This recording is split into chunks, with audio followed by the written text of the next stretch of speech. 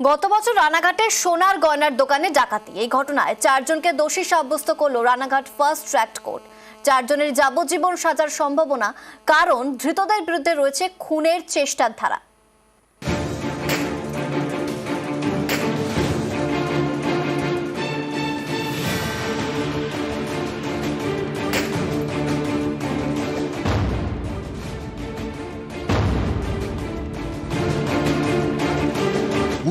August 2023 ভর দুপুরে নদিয়ার রানাঘাটে সোনার দোকানে ডাকাতি হয়। এই ঘটনায় বুধবার 4 জনকে দোষী সাব্যস্ত করল রানাঘাট ফার্স্ট ট্র্যাক কোর্ট। এই 4 জনের বিরুদ্ধে যে ধারা দেওয়া হয়েছে তার মধ্যে রয়েছে ডাকাতি এবং খুনের চেষ্টা। ফলে 4 দোষীরই যাবজ্জীবন সাজা হতে পারে। সরকারি আইনজীবী যাবজ্জীবনেরই আবেদন জানাবেন।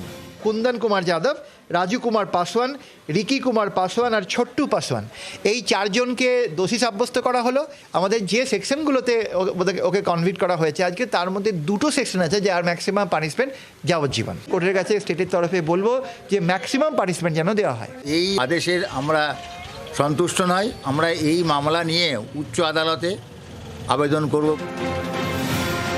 এই মামলায় দোষী সাব্যস্তদের মধ্যে রয়েছে কুন্দন যাদব, যে রাজু ঝা খুনে অন্যতম অভিযুক্ত।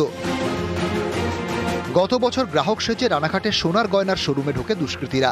তারপর বন্দুক দেখিয়ে শুরু হয় গয়না লুটপাট। সিসি ক্যামেরায় ধরা পড়ে সেই ছবি। মিনিট 10 মধ্যে সোনার গয়নার শোরুমে পৌঁছে যায় পুলিশ। তখন শুরু হয় গুলির লড়াই। গুলি চালাতে চালাতে পালানোর চেষ্টা করে ডাকাত দল। পুলিশও পাল্টা গুলি চালায়।